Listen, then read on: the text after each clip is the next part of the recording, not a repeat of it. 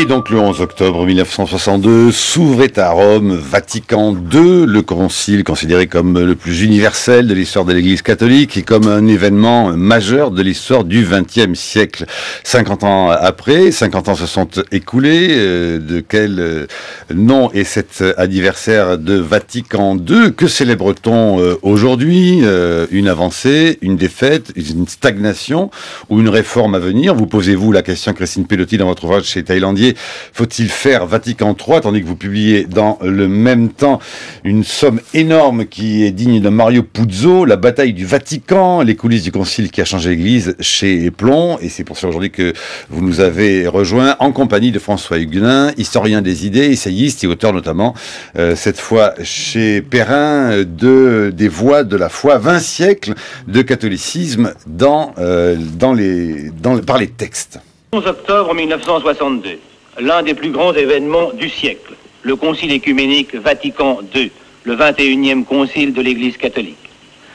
En ce jeudi matin pluvieux, près de 2500 cardinaux, patriarches, archevêques, évêques, venus de tous les horizons, de tous les pays, de tous les continents, sont réunis à Rome en une procession de 3 kilomètres de long qui s'avance vers la basilique Saint-Pierre, siège du concile. Non, vous n'écoutez pas à la marge de l'histoire. Alors, Christine Pelotti, que s'est-il donc passé ce jour-là pour que l'on considère effectivement que cet événement heureux et qui semblait être mu par, au fond, seulement la joie d'être rassemblés et de faire quoi? Avancer, réformer, proposer autre chose dans l'Église catholique? Alors, le pape Jean XXIII a utilisé le mot aggiornamento. Ça veut dire mise à jour.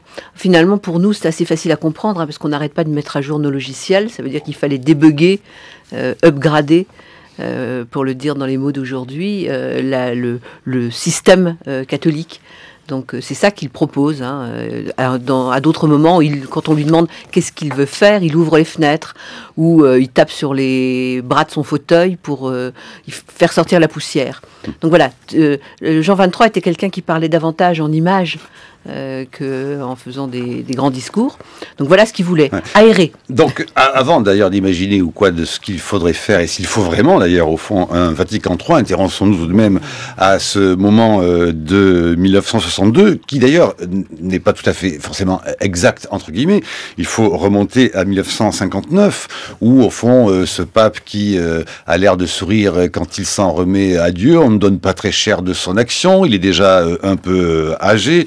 Et puis un jour, coup de tonnerre, vous racontez, il dit peut-être faudrait-il réunir un concile, l'air de rien, il fait consulter les différentes autorités religieuses par son secrétaire, il demande la réaction, et la réaction c'est rien.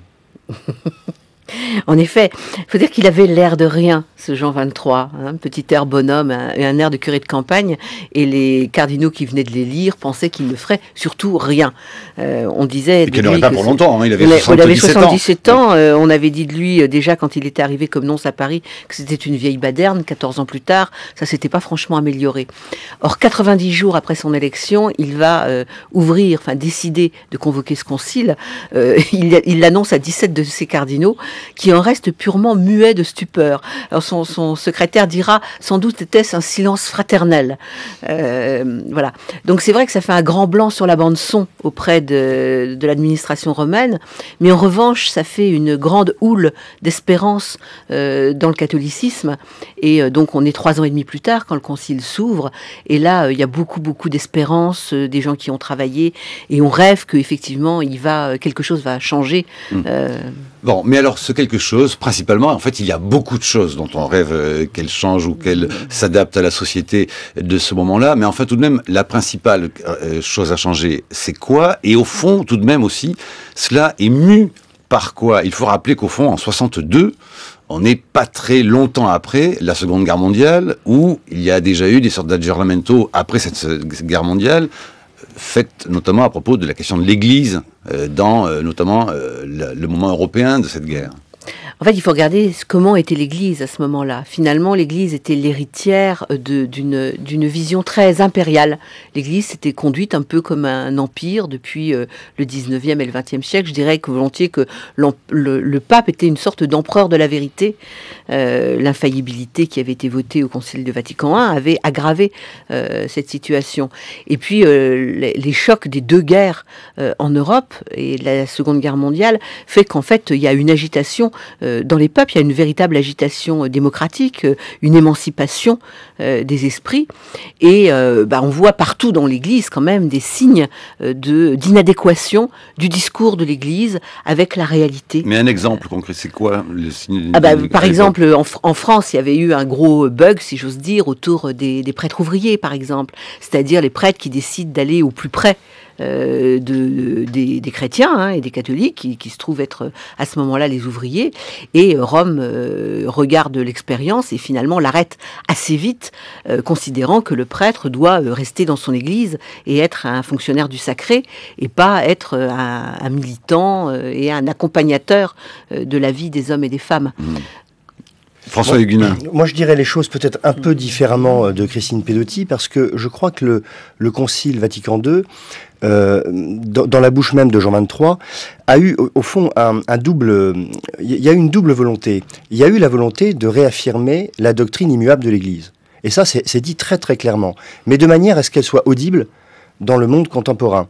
Et je crois que c'est très important de tenir les deux, parce que ça peut nous éclairer beaucoup, à la fois sur ce qu'est le Concile et sur ce qu'on sont les débats dans l'Église après le Concile. Mais cette doctrine immuable, c'est quoi?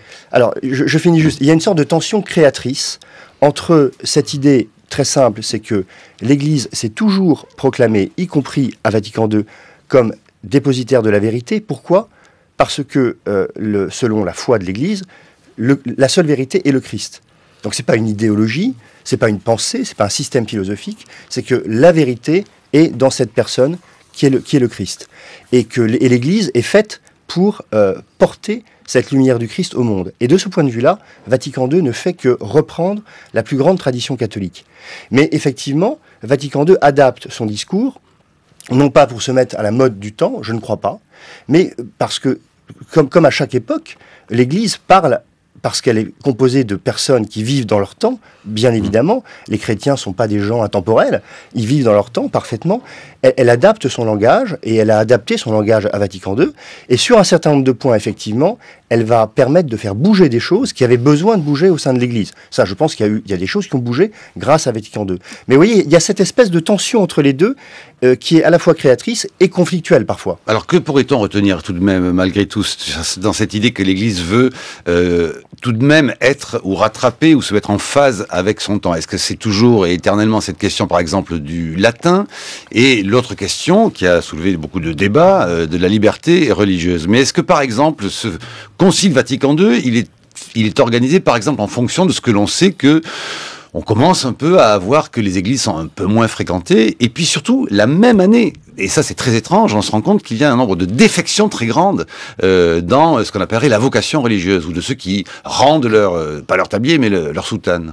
Alors, c'est évident, La Croix fait un sondage qui est très intéressant à lire, puisqu'en fait, il compare à 50 ans de distance la situation des catholiques, et on voit finalement que les défections, la baisse de la pratique, etc. Tout est en germe dans le sondage de 61.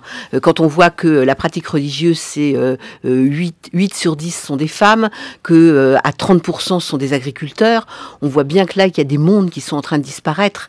Et finalement, tout ceci était en germe. Alors, ce qui est étonnant, c'est que le pape Jean XXIII, vieux bonhomme, avait une sorte de clairvoyance étonnante sur ce qui était en train de se passer.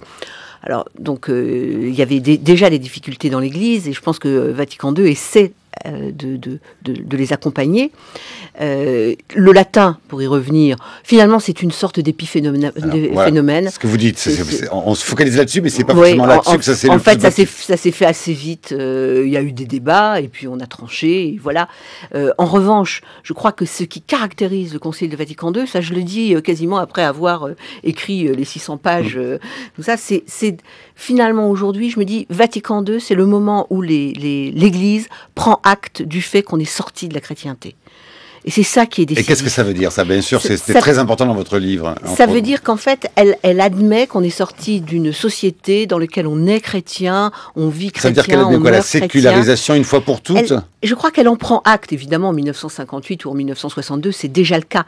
Mais elle en prend acte complètement et elle décide de vivre là-dedans, c'est-à-dire dans un monde dans lequel il y a la liberté religieuse. Et c'est là que ça coince dans les débats. Évidemment, c'est là que ça coince. Dans un monde dans lequel il y a d'autres confessions chrétiennes, dans un monde dans lequel on peut vivre paisiblement avec les autres grandes religions. François Huguenin? Alors je pense qu'il y a un paradoxe, parce qu'il me semble que Vatican II n'a pas autant qu'on le croit, et en tout cas dans l'interprétation qu'on a eue, rompu avec cette espèce d'histoire de la puissance de l'Église dans le monde. L'Église, c'est un peu paradoxal. C'est au début une petite secte juive qui est persécutée, et qui, de manière un peu bizarre, devient, avec l'empereur Constantin et surtout son successeur Théodose, au IVe siècle, devient religion d'État. Et elle va vivre pendant 1500 ans, comme dans les pays, en tout cas d'Europe, comme la religion d'État. Donc comme une puissance. Moi, je crois que Vatican II n'a pas rompu avec ça, notamment dans l'idée dans l'interprétation qu'on a pu faire de Vatican II, de rattraper le monde dans son évolution. Qu'est-ce que c'est que cette espèce de folle cavale pour rattraper le monde dans son évolution, sinon vouloir toujours compter et peser? Et je pense qu'au contraire, Vatican II n'a pas encore rompu avec cette idée de puissance. Est-ce que l'on peut en parler ou pas? Est-ce que ça vous paraît totalement anachronique de parler de ce Vatican II, ce fameux moment de Vatican II, comme peut-être, au fond, une victoire de ce que seraient les chrétiens de gauche sur les chrétiens de droite? Christine Pelotti, François Huguenin, pardon de la simplification. Je crois honnêtement que ça n'a pas de sens. Je crois vraiment que ça n'a pas de sens. Finalement, quand on regarde de près ce qui se passe au Concile, en fait, on voit deux traditions qui s'affrontent. Une petite minorité qui est attachée à la tradition qui a 2 siècles et une immense majorité qui redécouvre la tradition ancienne de l'Église. Et ça, du coup, c'est pas très facile à lire de l'extérieur. Ça n'a rien à voir avec droite-gauche. Mais ça n'a rien à voir avec la droite et la gauche, voilà. Et donc, c'est une lecture hâtive et caricaturale de dire ça en termes de droite et gauche. Et je crois que vraiment, c'est pas un critère opératoire. Alors, puisqu'on est sans cesse dans les paradoxes, comme le soulignait François Huguenin, dites-nous en 2 petits mots, on arrive presque à la fin de l'émission, mais nous aurons le temps d'y revenir. Il y a 2 personnages, entre autres, très importants, jeunes hommes à l'époque, qui assistent et qui sont très actifs même pour faire passer, si j'ose dire, ce Vatican II. C'est un certain Hans Küng, docteur suisse, et son copain, le docteur Ratzinger. Oui, les jumeaux terribles. Et qu'on appelle les sans-culottes du concile. Mais racontez ça. C'était les plus jeunes des théologiens. Alors, au concile, il y avait les évêques, et puis il y avait des théologiens nommés par le pape. Et les 2 plus jeunes, c'est Hans Küng et Joseph Ratzinger, qui sont effectivement... Donc, aujourd'hui, Benoît XVI, voilà, donc, pour ceux qui sont suivent pas. effectivement les jumeaux terribles. Alors, ils sont affublés de tas de surnoms, on les appelle les mais ados. Mais pourquoi? Ils sont considérés comme ultra-progressistes, révolutionnaires. D'abord, ils sont jeunes, donc ils ont une vitalité formidable. Ils sont d'une intelligence absolument redoutable. Et puis, c'est vrai que les documents nous les présentent toujours un peu côte à côte, épaule contre épaule. Alors qu'ils n'ont pas du tout fait les mêmes choses, ils n'ont pas travaillé dans les mêmes commissions, etc. Mais il y a une espèce d'appétit, de ferveur, d'élan qui les confond. Quand on y regarde de près, ils sont déjà pas tout à fait sur la même ligne. Mais, en tous les cas, Joseph Ratzinger, par exemple, au Concile, fait faire une déclaration. Il écrit pour son évêque, le cardinal Frings, une déclaration contre le Saint-Office, qui est une des plus violentes du Concile, et lui-même sera 25 ans plus tard à la tête. Une seconde, François Le Huguenin. fait que Ratzinger soit aujourd'hui Benoît XVI et Hans Küng carrément aux marges de l'Église montre bien qu'il y a eu quand même pas mal de malentendus par rapport au Concile. 8h17. Bonjour mon père. Bonjour mon révérend père, vous-même, vous en êtes un autre. Oui. Moi je suis plutôt jésuite et vous plutôt dominicain, si je vous ai bien suivi, mais jusqu'à présent, non, vous n'êtes pas. Je peux me tromper. Oui, non, mais bon, ça c'est le privé, c'est derrière la porte du studio. Bon, l'universel, toujours l'universel, rien que l'universel. Vous savez que je suis un enfant des Lumières, moi. Alors, dans le monde qui est le nôtre, celui de la modernité libérale, il n'existe pas d'autorité à laquelle on reconnaisse le droit de proclamer et de maintenir des valeurs universellement reconnues. Pas d'autorité dont les jugements soient susceptibles d'être acceptés par tous. La multiplicité des points de vue est une caractéristique de la modernité, écrit ainsi le révérend père jésuite Christophe Théobald dans un article consacré à Vatican II, publié ce mois-ci dans la revue Études. Et d'en tirer la conclusion que l'Église catholique doit s'y adapter en admettant de son côté la pluralité de l'expression de l'Esprit Saint, je cite. Bref, le pluralisme étant l'esprit même de l'époque, l'Église catholique doit se mettre au diapason et renoncer à proclamer une vérité une. Eh bien, c'est une des versions possibles. Mais il existe une autre direction de recherche qui, partant du même constat, en déduit au contraire qu'il faut se mettre en quête d'une éthique universelle. Explication. Comme le prédisait Max Weber au lendemain de la Première Guerre mondiale, nous sommes entrés dans une ère où l'accord entre les individus et les sociétés sur les buts généraux à atteindre est devenu en effet impossible. Chacun de nous est obligé de choisir entre des valeurs qui, en dernière analyse, se révèlent incompatibles les unes avec les autres. C'est ce que le grand sociologue avait baptisé la guerre des dieux. Mais du coup, le conflit entre les visions du monde, dont on a beaucoup parlé dans les années 30, s'est traduit par des luttes à mort, chacun se montrant fanatiquement acharné à faire triompher son propre système de valeurs. Et c'est pourquoi, après la Seconde Guerre mondiale, il y eut ce retour assez étrange à l'idée de droit naturel, que porta en philosophie un Léo Strauss. Certes, disait Léo Strauss, les sociétés et les cultures divergent sur la manière, par exemple, d'appréhender les distances. Certains utilisent le système métrique et d'autres pas. Sur la manière de mesurer le temps, et encore plus sur la façon de comptabiliser la richesse. Mais ces dispositions, prises par chacune d'entre elles, si elles divergent, les kilomètres ne sont pas des miles et les dollars ne sont pas des livres, ne se contredisent pas mutuellement. Et surtout, elle ne renverse pas le caractère universel des idées de distance, de temps ou de richesse. D'où le besoin d'un retour à l'idée de loi naturelle qui serait commune au christianisme via Thomas d'Aquin, qui en est un des protagonistes, et commune aussi à certains philosophes de la modernité libérale. On pense en particulier à John Locke.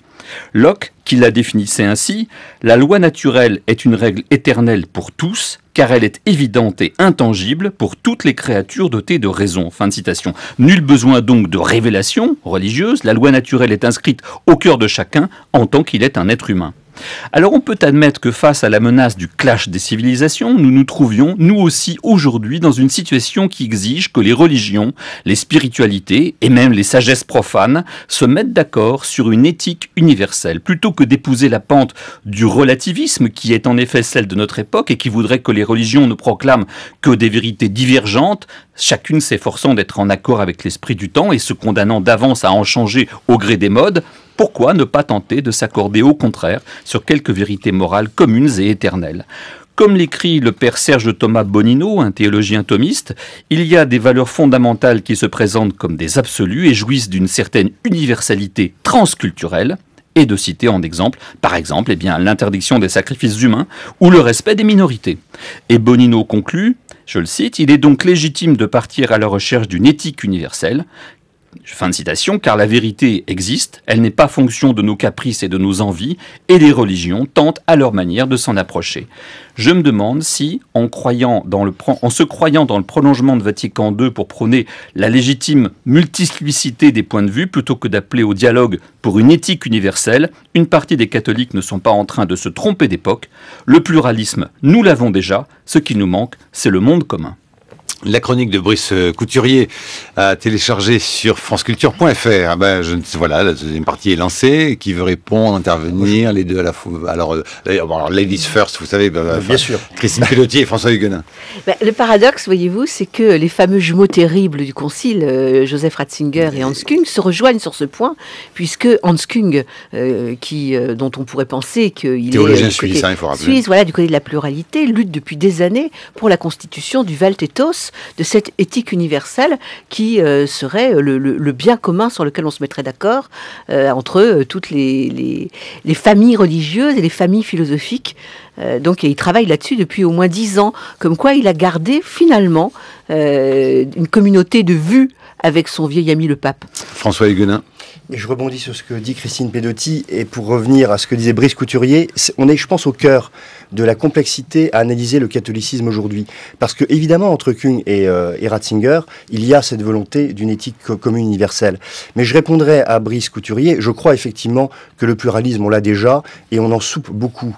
La question est bien de trouver un substrat commun. Mais, c'est pas si évident que ça que la loi naturelle parle à chacun au plus profond de soi, parce qu'il y a une telle avalanche de désirs, et notamment dans la société de consommation dans laquelle nous sommes, qui empêche l'intériorité dans la réflexion, mais aussi dans l'intériorité profonde de chaque personne, qui fait que cette loi naturelle, on n'est pas toujours, on la trouve pas toujours facilement. Et donc, ça revient à ce qu'on va peut-être dire tout à l'heure. Je crois que dans cette recherche d'une éthique universelle que le catholicisme cherche aujourd'hui, il y a un degré d'exigence qui n'est parfois pas toujours très audible à la plupart de nos contemporains. Vous voulez dire que, comme Augustin de Romanet, ancien président de la Caisse des dépôts, dans la vie, l'Église n'a pas su prendre la mesure de la mondialisation ? Je pense que, la mondialisation, ça dépend ce qu'on appelle mondialisation. L'économie ? Alors, je pense qu'elle est un des vrais et des seuls remparts aujourd'hui dans la pensée contre cette mondialisation aujourd'hui. Et je crois que l'exigence que l'Église met à dénoncer la société de consommation, notamment dans la 3e encyclique sociale de Benoît XVI, est quand même admirable. Il n'y a aujourd'hui aucune institution qui fait le travail que fait l'Église catholique. Et c'est exigeant. Et c'est exigeant, et je mets les pieds dans le plat tout de suite, autant que la morale sexuelle de l'Église. C'est compliqué. Et je pense qu'on ne peut pas tenir l'un sans l'autre. Voilà, je lance le débat. Brice, et puis il nous faut... oui, Brice, si j'étais pape, Marc, si j'étais pape, moi je me méfierais beaucoup du consensus dont fait l'objet Vatican II auprès des adversaires déclarés du christianisme, ainsi que des appels venus des mêmes milieux à renouveler l'expérience et à faire un nouvel aggiornamento, toujours pareil, en accord avec l'esprit du temps. Parce que le temps, il change tout le temps, alors que les religions, elles ont derrière elles des millénaires. Et leurs vérités ne sont pas accessibles à l'ère du temps, elles ne devraient pas en changer en permanence. Donc c'est pour ça que moi je fais référence à l'idée d'éthique universelle, je fais référence à ce bouquin formidable qui est un colloque, en fait, il s'appelle « À la recherche d'une éthique universelle » qui est paru chez François-Xavier de Guibert il y a quelques semaines, parce qu'effectivement, aujourd'hui, dans la mesure où on est confronté au dialogue interreligieux sur place, en Europe, là où le christianisme est né, on est face à l'islam, on est face au judaïsme, on est face aux spiritualités laïques, il faudrait quand même qu'on soit d'accord, qu'on soit capable de se mettre d'accord, et je pense que c'est possible, dans un dialogue interreligieux, sur ces vérités qui sont éternelles, qui ne sont pas susceptibles d'être aménagées en fonction de l'air du temps et des désirs de la société de consommation. Christine Pelotti. Moi, je suis assez allergique à l'idée de s'adapter à l'air du temps. Je veux dire, l'Église annonce l'Évangile à des hommes et des femmes qui respirent l'air du temps. Donc, c'est là où se situe le chaînon. Si l'Église s'adapte, elle s'adapte à l'Évangile. De façon constante, elle s'ajuste à l'Évangile. Elle parle à des hommes et des femmes qui sont dans l'air du temps. Évidemment, si on leur parle dans un langage thomiste, les hommes et les femmes d'aujourd'hui comprennent rien. Je veux dire, l'essence, la substance, les tas de choses, personne ne connaît rien. Mais en revanche, donc c'est plus une adaptation de langage. C'était bien ce que disait Jean 23 d'ailleurs. Il ne s'agissait pas d'adapter la vérité. La vérité, ça ne s'adapte pas. Bon, nous sommes d'accord. Cela dit, loi, moi je vous trouve bien gentil, loi universelle, éthique universelle, loi naturelle, tout de même, alors faut-il n'accorder que peu d'importance au débat? Certes, faut-il d'ailleurs accorder peu d'importance au débat médiatique en général, mais tout de même, on voit bien qu'aujourd'hui, si l'on évoque un Vatican III, c'est parce que l'on a l'impression finalement qu'un Vatican II n'est plus adapté, pardonnez-moi, à l'ère du temps, et puis surtout que la hiérarchie catholique, que le Vatican est en proie régulièrement à ce qu'on appelle des scandales qui ne sont tout de même pas que médiatiques, mais les affaires de pédophilie, de banque et de tout ce que vous voudrez, qui font tout de même la une des journaux, et les sondages de défiance vis-à-vis de l'institution. Parce qu'au fond, c'est ça que vous notez, Christine Pelotti. On aime toujours bien son curé ou son évêque quand on le connaît, si je vous ai bien lu, mais en revanche, on reste très défiant par rapport à l'entité autorité et la hiérarchie que représente le Vatican. Mais tout de même, le Vatican donc serait toujours au fond très attentif à l'idée de savoir comment faire pour établir une loi naturelle, mais ne prendrait donc pas en compte l'émoi des opinions publiques sur les affaires nombreuses que l'on sait répétition, notamment entre autres sur la question de pédophilie. Je ne parle même pas des positions de tel évêque ou de tel autre sur le mariage homosexuel, on n'en est même pas encore là, mais au moins le fonctionnement interne, l'opacité interne qui est quand même régulièrement très dénoncée. Il faut rentrer un peu dans le vif du sujet. Est-ce que c'est ça qui amènerait à faire un Vatican III, ou est-ce que le Vatican s'en moque? Il est possible que le Vatican s'en moque. Je veux dire, le porte-parole du pape a eu cette déclaration en disant le pape se fiche des modes de communication ou quelque chose comme ça dans les grands... Est-ce bien vrai? Est-ce bien vrai? Je pense qu'on en est revenu. Mais peut-être est-ce une question de style? Le paradoxe, c'est peut-être ça. C'est qu'au fond, ça ne serait pas une question tant une question de fond qu'une question de style. Le style, ça n'est pas indifférent. Les questions de pédophilie ne sont pas des questions de fond. Finalement, ce sont des questions extrêmement, extrêmement importantes. Mais finalement, est-ce que ça n'est pas surtout une façon de se présenter? Dire aujourd'hui, Effectivement, on aime bien son curé, on aime bien son évêque, mais l'Église l'Église au sens institutionnel, se présente comme une espèce de monolithe d'où la vérité dégoulinerait comme le champagne descend dans les coupes, dans les fêtes, voilà. Et c'est pas comme ça que ça se passe. Je veux dire, ça ne descend pas la vérité. Je veux dire, ça se vit ensemble. Donc la question de style, me semble-t-il, est importante parce que c'est une question pour l'Église d'être une force de communion et de proposition et pas une force d'imposition avec une parole qui obligerait à se déterminer en étant pour ou en étant contre. Parce que ça veut dire que dans ce cas-là, l'Église est une machine qui exclut.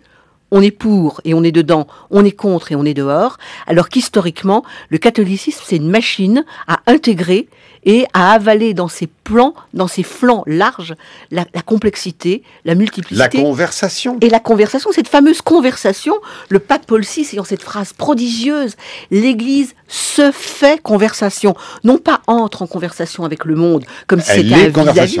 Elle est conversation, elle est la table autour de laquelle on s'assoit et où on se cause. Expliquez-vous que quand même les opinions publiques en général, y compris venant de la part de catholiques ou de chrétiens très engagés, trouvent qu'il n'y a plus cette conversation.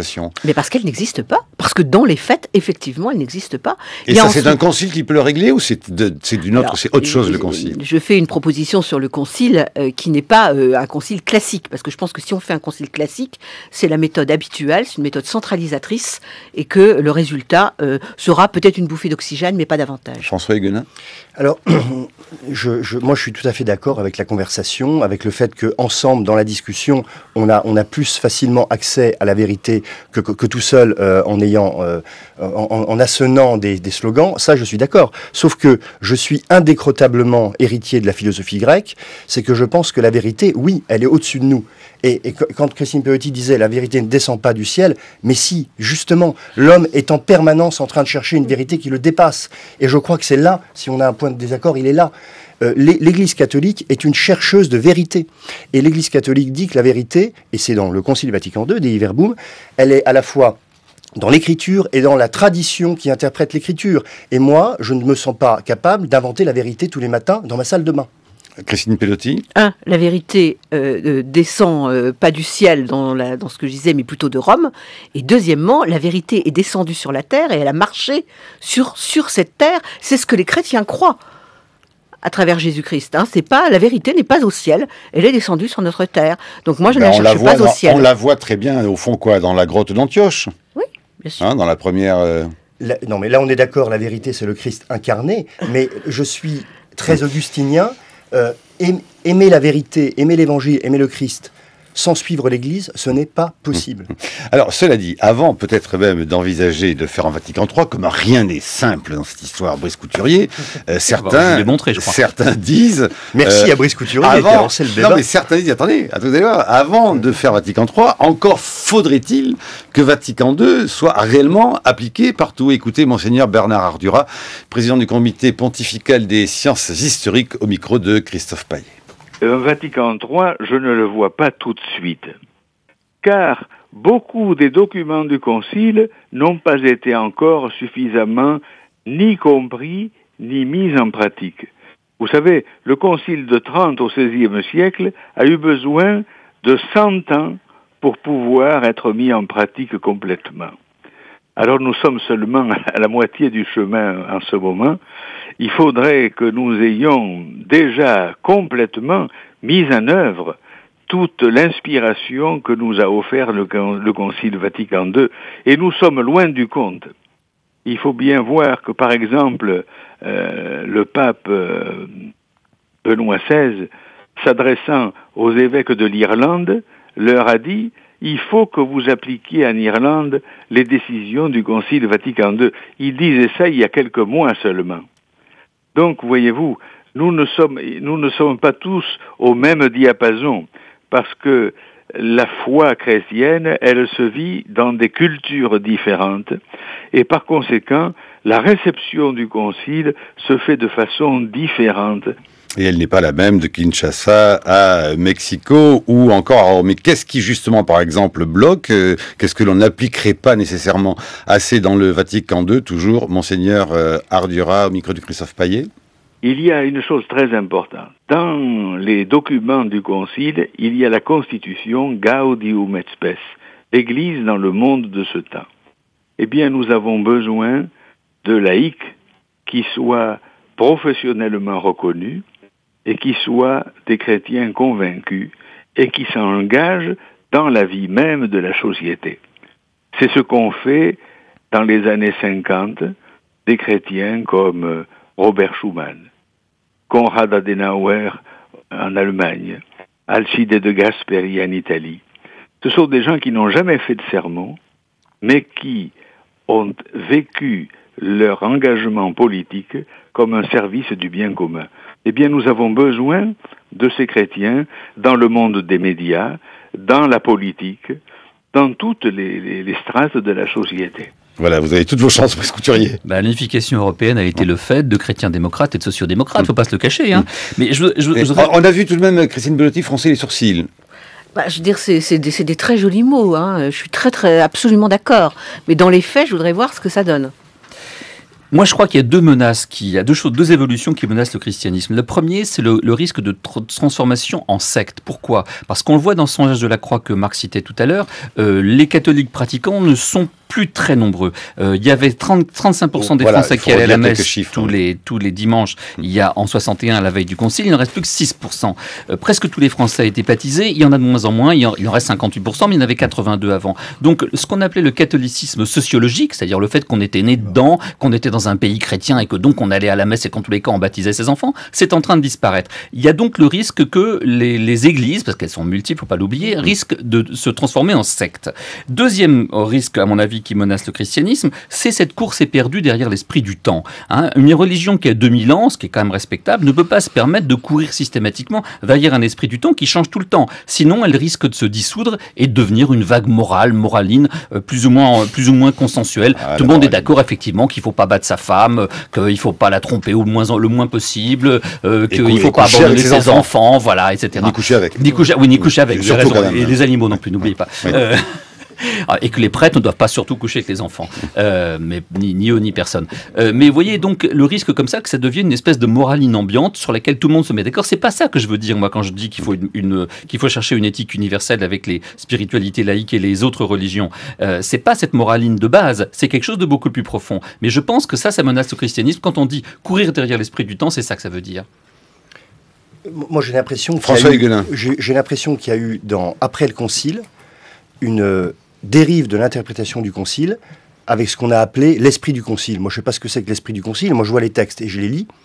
Et l'esprit du Concile, c'était souvent, chez certaines personnes, l'esprit du temps.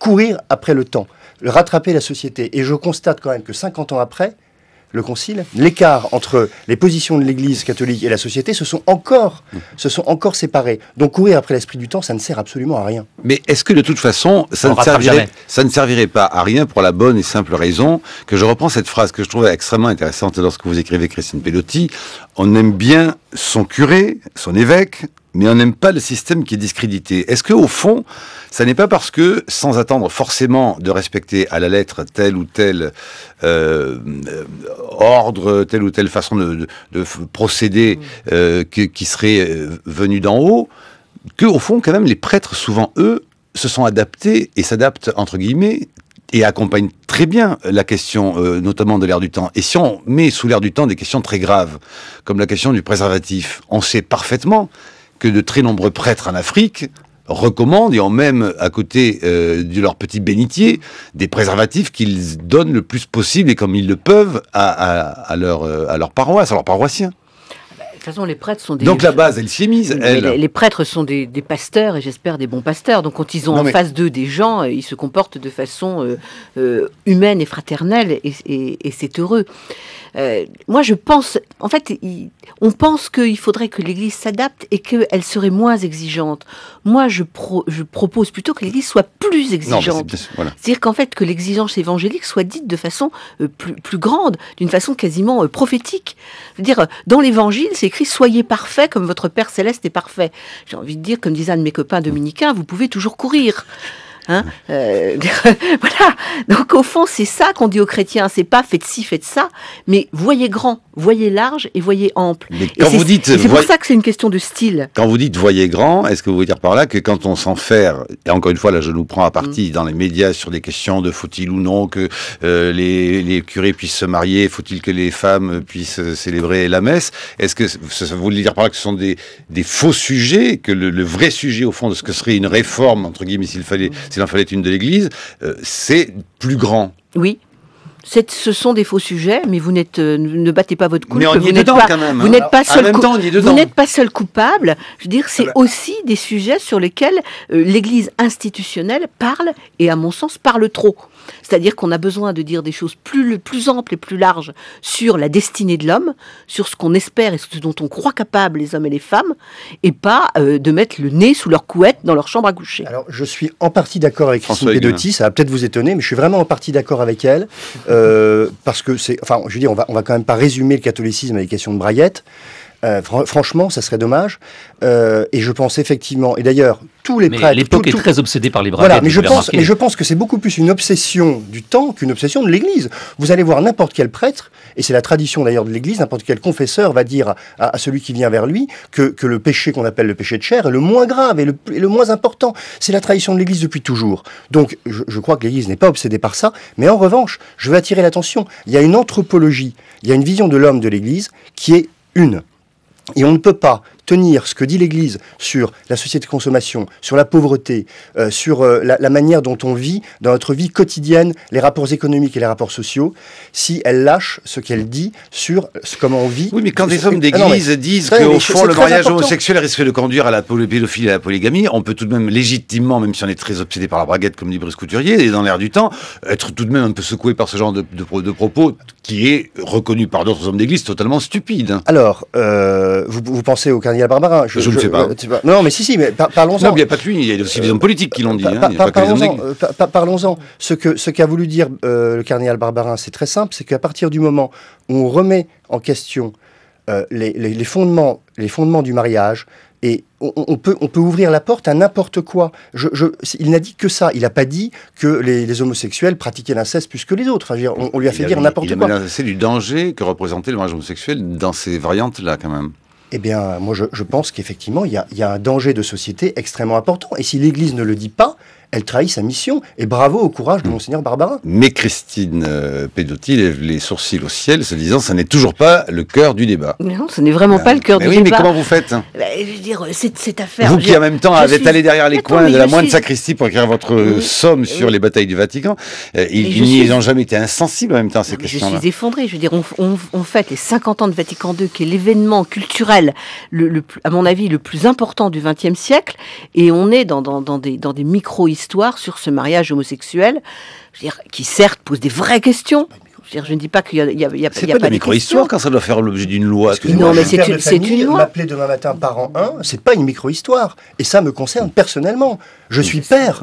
J'ai 5 enfants, je suis père, je suis pas parent 1. Ça met en cause vraiment l'institution, une éthique universelle. Agnès Vélassiquéré. À propos de sujets plus larges et plus structurants, vous avez mentionné tout à l'heure la réflexion de l'Église catholique sur la mondialisation, réflexion très importante, j'imagine qu'il y a d'autres grands sujets structurants. Je voulais revenir sur la chronique de Brice Couturier tout à l'heure, au fond, le projet œcuménique, le dialogue des églises, enfin le dialogue des religions plutôt. Est-ce que cette réflexion, par exemple, sur la mondialisation, fait l'objet d'un dialogue entre les religions? Est-ce qu'il y a la possibilité, dans les années à venir, d'avoir un message des religions, un message coordonné des grandes religions monothéistes sur le sujet ou sur d'autres grands sujets structurants? Où en est le projet œcuméniste? Christine Pedotti.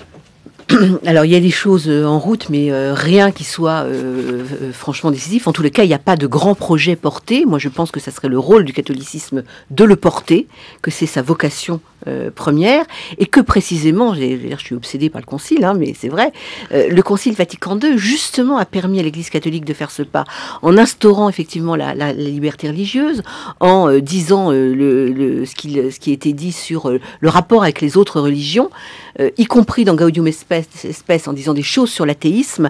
Nous sommes mis en situation d'être capables de parler, d'entrer en dialogue, d'être en conversation, et même d'être le lieu de la conversation.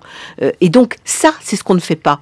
Et finalement, moi, ce qui s'insurge en moi là-dedans, c'est que l'Église catholique, qui est une grande institution, qui est la plus grande institution internationale, avec une compétence appuyée sur son histoire, très ample, je veux dire une richesse, une intelligence qui pourrait être mise au service de tous, s'enferme dans des histoires de sacristie, au lieu de faire ce que vous dites, parce qu'il me semble que les grandes questions que nous avons abordées sont effectivement celles de la mondialisation, sont celles qui nous concernent. On est à 7 milliards sur une toute petite planète, les ressources sont limitées, ça c'est des choses que nos pères conciliaires, il y a 50 ans, ils n'en avaient pas l'idée, hein. C'est pour ça qu'il me semblerait heureux de faire un Vatican III, par exemple, pour que cette question-là soit abordée, et qu'elle se soit faite effectivement en collaboration avec tous les grands systèmes de pensée. Et il me semble que les catholiques, le catholicisme, avec finalement son aura et sa puissance qui lui reste, pourrait être le chef de file ouvert et intelligent. Et là, vous êtes vraiment dans l'air du temps, Christine Pedotti, vous proposez qu'on délocalise le Vatican. Ah oui. Ce serait ou à Kinshasa, ou à Rio, ou à Mexico. En tous les cas, je pense que la réflexion catholique doit se délocaliser. Catholique, ça veut dire universel. Hein. Je veux dire, on a une sorte de passe-partout pour vivre dans ce nouveau monde. Et on est cloîtré à Rome. Hein. Les évêques, ils font de la nouvelle évangélisation en ce moment, enfermés sous les ors et les marbres du Vatican. Entre hommes, non, il y a un couple, 3 femmes. Ouais. C'est le début de la fin. Oui. Bruce Couturier. Pour répondre à la question de Marc, parce il faut répondre concrètement, il existe une commission théologique internationale qui précisément travaille avec les religions juives musulmanes, enfin les religions monothéistes, pour reprendre l'expression d'Agnès Benassi-Kéré tout à l'heure, à cette éthique universelle. Mais je voudrais rebondir sur ce que disait Agnès, parce que ça me paraît fondamental. Les théoriciens du libéralisme n'ont jamais caché que le libéralisme entraînait une forme de concurrence débridée, risquait d'entraîner sur un consumérisme individualiste qui pouvait tuer, annihiler nos sociétés elles-mêmes, et qu'il leur fallait des garde-fous moraux, que les religions, car tous les fondateurs du capitalisme étaient profondément des esprits religieux, ils pensaient, et en particulier les Américains, ils pensaient qu'effectivement il fallait des garde-fous d'ordre religieux. Et c'est pour ça qu'il me semble qu'à l'heure de la mondialisation, où effectivement la concurrence est déchaînée, où l'économie libérale peut se tuer elle-même, comme l'ont montré d'excellents auteurs, il est essentiel que les religions interviennent sur ce sujet, et qu'elles interviennent de manière groupée, frontale, parce qu'elles ont un message là-dessus, que ce message est pratiquement universel et univoque, et qu'il est dommage qu'on ne l'entende guère. François Huguenin. Je crois qu'on est d'accord là-dessus. Je dirais quand même que je trouve Christine Pedotti sévère par rapport à l'Église, parce que je trouve qu'elle le fait quand même.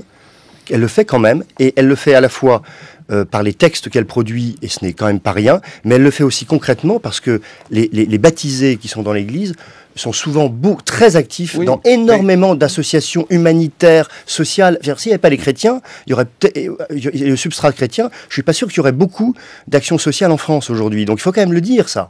Mais Christine Pedotti a envie tout de même de dire aussi, au fond, ce qu'elle ne fait pas. Et notamment sur ces questions-là qui nous amènent à la mondialisation aujourd'hui, vous notez, vous nous rappelez qu'il y avait dans les courants, on va dire, politiques qui, justement, écrivaient, travaillaient à ce Concile Vatican II, des évêques, des cardinaux très engagés à l'époque dans ce qu'on appelle l'Église des pauvres, Elder Camara, qui était d'ailleurs en plus exactement, alors eux, on va dire, dans un air du temps, si on peut dire, pour que l'Église retrouve sa vocation à ce qu'on appelle s'occuper des pauvres, mais que rien, pas une trace dans Vatican II, et toujours pas de trace aujourd'hui dans l'Église. Alors c'est ça quand même qui est un vrai paradoxe, tandis que le sondage de la Croix montre que les Français, par exemple, disent oui, la première vocation de l'Église, c'est s'occuper des pauvres. Bien sûr, et d'ailleurs les Français et plus largement reconnaissent la sainteté à l'œil nu.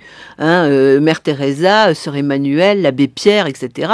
Il n'y a aucun doute, on peut dire Santo Subito pour tous. Donc il y a une espèce d'évidence dans le témoignage. Et c'est vrai que Don Elder Camara, qui était personnage absolument prodigieux que j'ai découvert au Concile, je veux dire, avec une spiritualité incroyablement... Lui-même surpris de sa popularité. Oui, alors voilà, vraiment un personnage absolument époustouflant. Il lutte pour cette église des pauvres d'un bout à l'autre. C'est vrai qu'il intéresse, qu'on l'écoute, mais en fait, il ne se passe rien, il n'y en aura pas de trace dans les écrits du Concile. Et d'une certaine façon, il n'y en a pas de trace aujourd'hui dans la façon dont l'Église se présente au monde. Et il n'y en aurait pas de trace pour un Vatican III, vraisemblablement.